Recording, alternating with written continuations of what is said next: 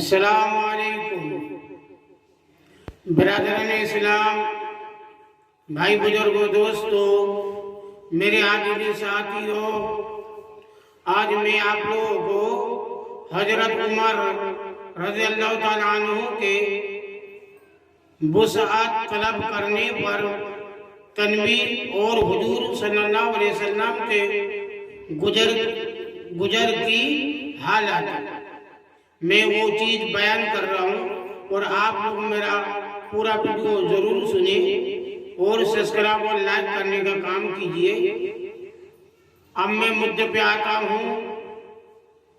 بیویوں کی بعد زیادتیوں پر ایک مرتبہ حضور اقدس صلی اللہ علیہ وسلم نے قسم کھا لی تھی کہ 1 مہینے تک ان کے پاس نہ جاؤں گا تاکہ ان کو تنبیہ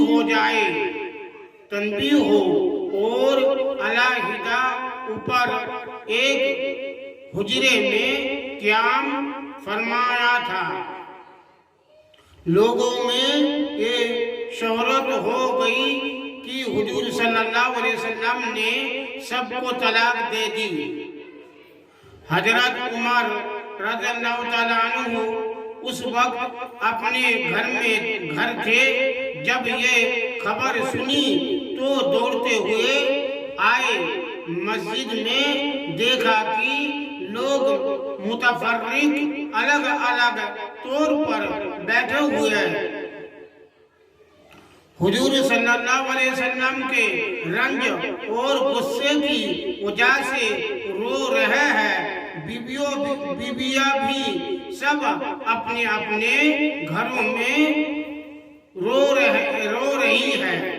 اپنی بیٹی حضرت حفصہ رضی اللہ تعالیٰ عنہا کے پاس تشریف لے گئے، وہ بھی مکان میں رو رہی تھی۔ فرمایا کہ اب کیوں رو رہی ہے؟ کیا میں ہمیشہ اس سے نہیں ڈرایا کرتا تھا کہ حضور صلی اللہ علیہ وسلم کی ناراضگی کی کوئی بات نہ کیا کر اس کے بعد مسجد میں تشریف لائے۔ وہاں ایک جماعت ممبر کے پاس بیٹھی رو رہی تھی۔ تھوڑی دیر وہاں بیٹھے رہے، مگر شدت رنج سے بیٹھا نہ گیا تو حضور صلی اللہ علیہ وسلم جس جگہ تشریف فرما تھے اس کے قریب تشریف لے گئے اور حضرت ربا رضی اللہ تعالیٰ عنہ ایک غلام کے ذریعے سے جو دیواری کے جینے پر پاؤں لٹکائے بیٹھے تھے، اندر حاضری کی اجازت چاہی۔ انہوں نے حاضر خدمت ہو کر حضرت عمر رضی اللہ تعالیٰ عنہ کے لیے اجازت مانگی، مگر حضور صلی اللہ علیہ وسلم نے سکوت، خاموشی فرمایا، کوئی جواب نہ دیا۔ حضرت ربا رضی اللہ تعالیٰ عنہ نے آ کر یہی جواب اوپر رضی اللہ تعالیٰ عنہ کو دے دیا کہ میں نے عرض کر دیا تھا، مگر کوئی جواب نہیں ملا۔ حضرت عمر رضی اللہ تعالیٰ عنہ مایوس ہو کر حضرت ربا رضی اللہ تعالیٰ عنہ کے ذریعے سے اجازت چاہی۔ اسی طرح 3 بار پیش آیا کہ یہ بےتابی سے غلام کے ذریعے اجازت حاضری کی مانگتے۔ ادھر سے جواب میں سکوت اور خاموشی ہی ہوتی۔ تیسری بار جب لوٹنے لگے تو حضرت ربا رضی اللہ تعالیٰ عنہ نے आवाज दी और कहा कि तुम्हें हाजिरी की इजाजत हो गई। हजरत उमर रज़ियल्लाहु ताला अन्हु हाजिरे खिदमत हुए तो देखा कि हुजूरे अक़दस सल्लल्लाहु अलैहि वसल्लम एक बोरियों पर लेटे हुए हैं जिस पर कोई चीज छिपी हुई नहीं है, जिस पर कोई चीज बिछी हुई नहीं है। इस वजह से जिसमें अतहर पर बोरियों के निशान भी उधर आए हैं। खूबसूरत बदन पर निशानात साफ नजर आया ही करते हैं और सिरहाने चमड़े की एक तकिया है जिसमें खजूर की छाल भरी हुई है। मैंने सलाम किया और सबसे अव्वल तो ये पूछा क्या अपने बीवियों को तलाक दे दी है? आपने फरमाया नहीं। इसके बाद मैंने दिलबस्तगी के तौर पर हुजूर सल्लल्लाहु अलैहि वसल्लम से अर्ज किया या रसूलल्लाह सल्लल्लाहु अलैहि वसल्लम, हम कुरैशी लोग औरतों पर गालिब रहते थे, मगर जब मदीना आए तो देखा कि अंसार की औरतें मर्दों पर गालिब हैं। उनको देखकर कुरैश की औरतें भी उससे मुतासिर हो गई। इसके बाद मैंने एकाधा बात और की जिसने नबी अकरम सल्लल्लाहु अलैहि वसल्लम के चेहरे अनवर पर तबस्सुम के असर जाहिर हुए। मैंने देखा कि घर का कुल सामान ये था 3 चमड़े के बगैर दबागत दिए हुए और एक मिट्टी जो एक कोने में पड़े हुए थे। मैंने इधर उधर नजर दौड़ाकर देखा तो इसके सिवा कुछ न मिला। मैं देखकर रो दिया। हुजूर सल्लल्लाहु अलैहि वसल्लम ने फरमाया कि क्यों रो रहे हो?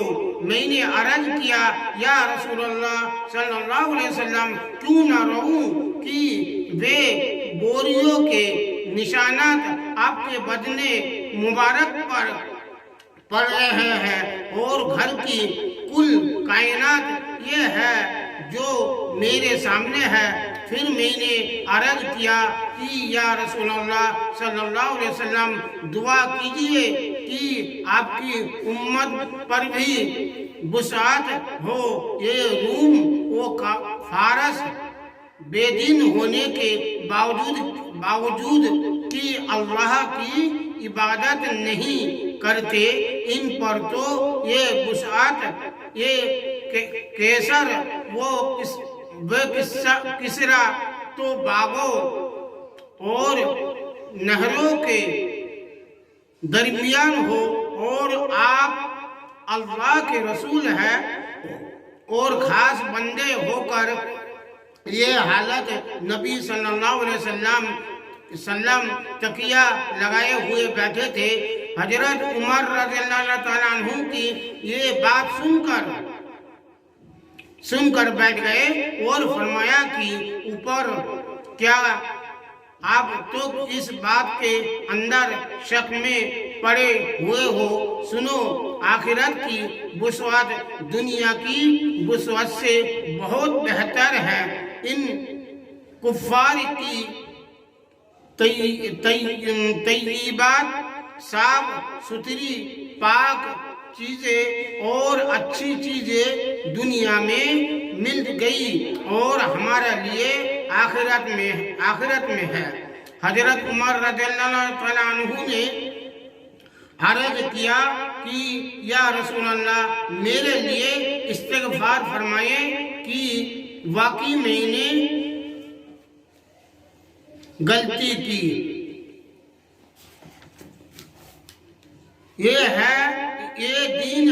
دین و دنیا کے بادشاہ اور اللہ کے لاڈلے رسول صلی اللہ علیہ وسلم کا طرز عمل ہے کہ بوریوں پر کوئی چیز بچھی ہوئی بھی نہیں، نشانات بدن پر پڑے ہوئے ہیں۔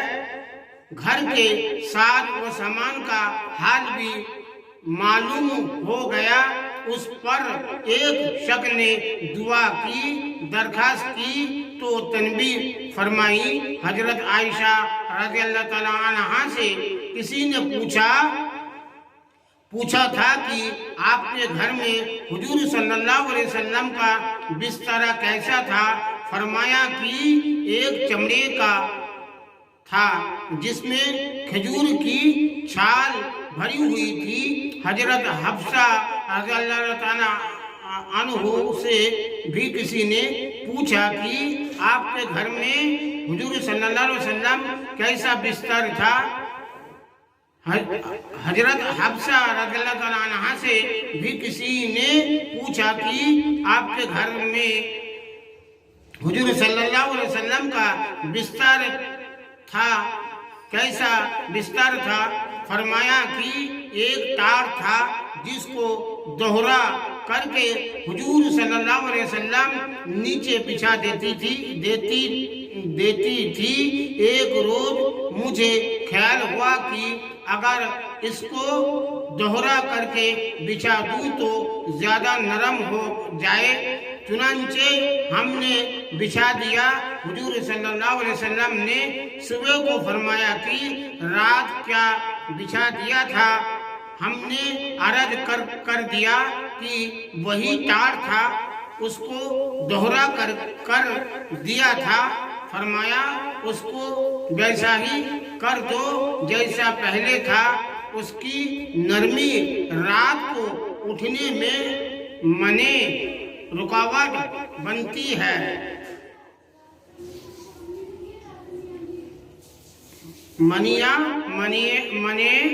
رکاوٹ بنتی ہے۔ اب ہم لوگ اپنے نرم اور